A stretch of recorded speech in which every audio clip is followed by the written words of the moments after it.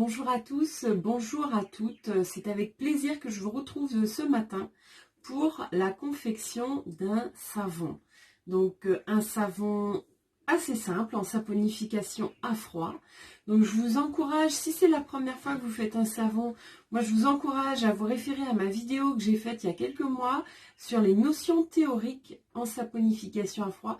Ça vous permettra de vous éclairer un petit peu parce qu'il y a quand même pas mal de points essentiels et points clés à comprendre. Donc voilà, je vous invite à vous référer à cette vidéo. Pour cette recette, il va vous falloir de l'huile d'olive. Alors faites bien attention parce que moi je me suis fait avoir au départ. Souvent vous avez des bouteilles, je ne nommerai pas la marque, où c'est écrit huile d'olive en gros et en fait au final dedans il y a un mélange d'huile. Donc faites bien attention que ce soit que de l'huile d'olive. Il vous faudra de l'huile de sésame également et de l'huile de coco. Moi je vais faire ça avec des moules en silicone en forme de rose.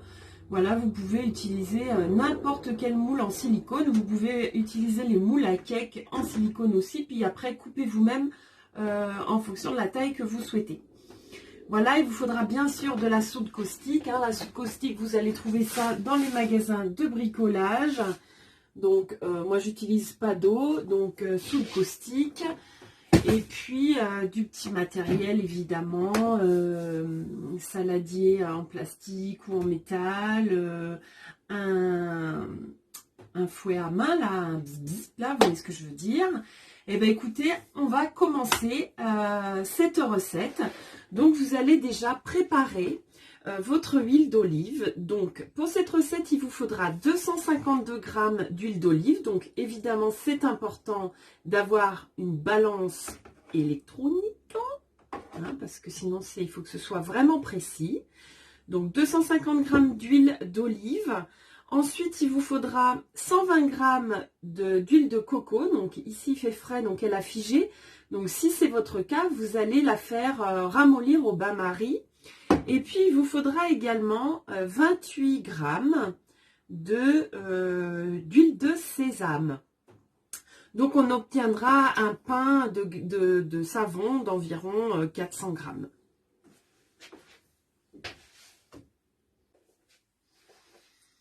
Vous allez bien sûr vous fournir tout le matériel sécuritaire, donc des lunettes. Il va falloir que je nettoie les miennes. Voilà, des lunettes de protection. Vous pouvez prendre des lunettes de soleil. Bon, si vous avez suffisamment de clarté pour voir, vous n'allez pas acheter une paire exprès. Vous pouvez prendre aussi un masque de plongée. Donc voilà, vous allez prendre des gants. Vous attachez de préférence vos cheveux ou alors vous pouvez même nouer un foulard dessus pour éviter que vos cheveux tombent dans la préparation, ce serait dommage. Donc matériel, un fouet, le fouet à main et puis tablier c'est bienvenu aussi ou des manches longues parce que il peut y avoir des projections. Donc toujours, tout ça c'est expliqué dans la vidéo sur notions théoriques, saponification à froid. Allez-y, les yeux fermés. Et puis voilà, on va commencer la conception. Donc, vous allez bien sécuriser votre plan de travail, évidemment, pour la soude caustique. Donc, au préalable, vous allez poser 120 g d'eau, de l'eau pure, de l'eau de source si vous avez, c'est encore mieux. Donc, vous mettez cette eau à part. Ensuite, vous allez prendre un saladier que vous allez poser sur votre balance avec un pot en verre que vous allez mettre dedans. Vous allez appuyer sur tare. Et vous allez ensuite verser votre soude caustique. Donc là, on va verser 56 g de soude caustique. On fait bien attention. Parce que la soude, c'est dangereux. Alors bien sûr, une fois que c'est mélangé avec les corps gras, ça annule l'effet caustique évidemment et ça se transforme en savon. Voilà, donc là j'ai pesé ma soude, je la retire de ma balance, donc je la laisse dans le saladier, c'est plus sécure et là je vais verser Ma soude dans l'eau. On est bien d'accord. On verse la soude dans l'eau. On ne verse jamais, jamais, jamais l'eau dans la soude. Sinon, ça nous pète à la gueule. Voilà, donc la soude dans l'eau. Et là, vous, bien sûr dans une pièce le plus aérée possible. Vous ne mettez pas votre nez dessous parce qu'il va y avoir des émanations gazeuses. Si jamais vous devez faire une plus grosse quantité de savon, je vous invite à mettre votre bol au préalable avant de faire le mélange. Ce que je fais d'habitude, puis là j'ai zappé. Dans de l'eau fraîche. Une fois que le mélange là il est fait, c'est trop tard. Hein. Vous ne mettez pas dans l'eau fraîche, sinon ça va péter. Parce que ce sera trop chaud. Et avec le froid, ça pètera le verre. Mais pour avoir une soude qui va refroidir plus vite, eh ben, vous faites votre mélange directement dans de l'eau qu'il y a dans le saladier. Parce que la soude, il va falloir attendre qu'elle refroidisse. Il faut que entre vos corps gras et votre soude, vous ayez en moyenne pas plus de 2 degrés d'écart entre les deux. Parce que si vous mettez de la soude trop chaude dans vos huiles, eh ben, ça va comme... ça va abîmer vos huiles carrément et votre savon, il sera esthétiquement, il sera pas aussi joli. Et puis voilà, ça peut avoir des problèmes pour la suite du savon. Donc, bien respecter ça.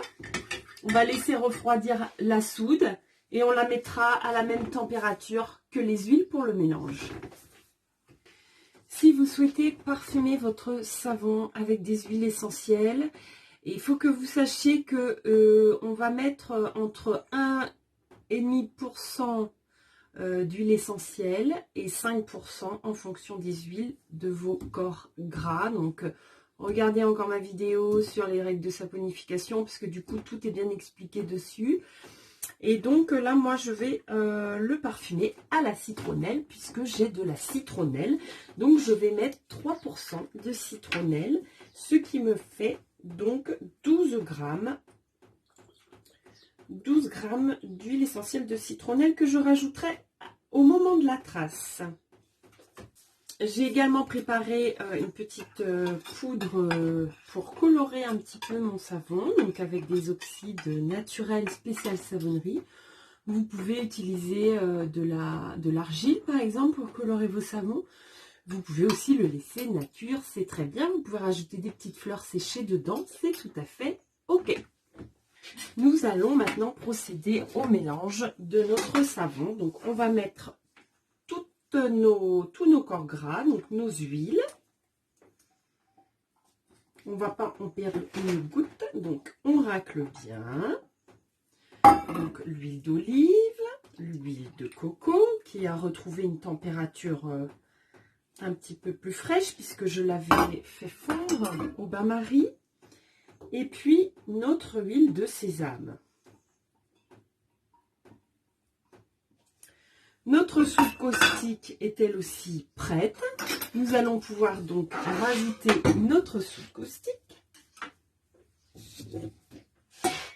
dans nos corps gras. Voilà, donc délicatement, on va verser doucement la soude dans nos corps gras en continuant de mélanger doucement.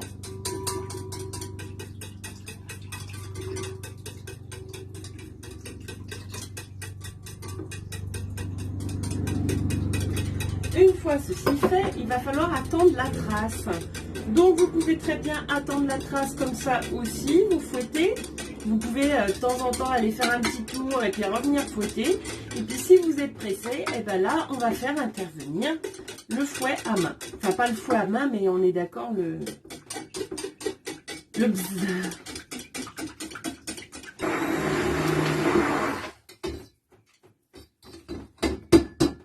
On va pas avoir besoin d'attendre très longtemps vu la quantité de savon pour que la trace arrive. Alors la trace, eh ben, ça fait quoi? Ça fait comme une espèce de vinaigrette un petit peu épaisse. Alors, je ne sais pas si vous voyez bien la trace. En fait, il faut que quand vous allez soulever votre pâte à savon, vous allez voir une légère trace qui va se mettre sur le reste de la pâte à savon. Et là, ça veut dire que votre pâte, elle est prête. Donc, ça veut dire qu'elle est prête à quoi? À mettre soit en moule, ou soit vous allez pouvoir, du coup, mettre dedans vos huiles essentielles si vous en mettez. Ça va être le moment pour les mettre. Sachant qu'une fois que vous avez mis vos huiles essentielles, il va falloir être assez rapide parce que la pâte, elle prend plus vite. Donc, il ne faut pas perdre trop de temps. En mélangeant bien. Et là, si vous souhaitez du coup faire une petite couleur, vous allez commencer par mettre un petit peu de pâte à savon dans vos oxydes, enfin dans vos colorants. Et puis, vous allez mélanger pour bien faire la couleur en fait, pour pas qu'il reste des petits morceaux dedans, pour que ce soit... Moi, je vais pas faire toute la quantité en rose parce que c'est pas trop, voilà. Mais je vais faire un petit marbrage dans ma pâte à savon de base.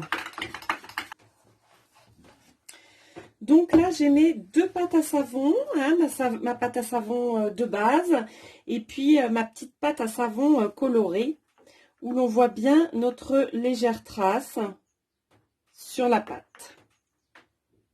Voilà.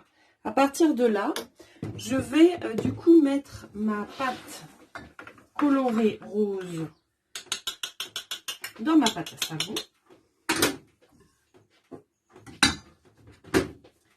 Voilà.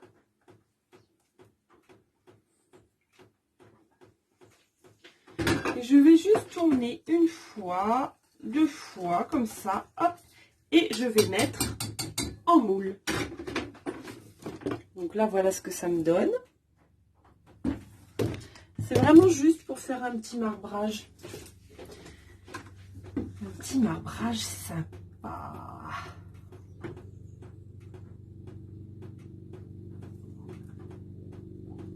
Je verse tout ça dans les moules.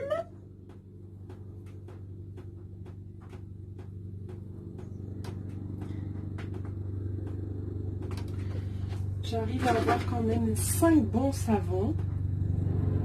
6 même.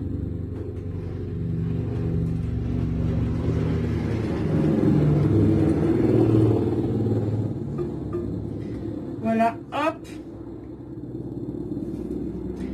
Ensuite, je vais laisser poser ça pendant minimum 24 heures avant le démoulage.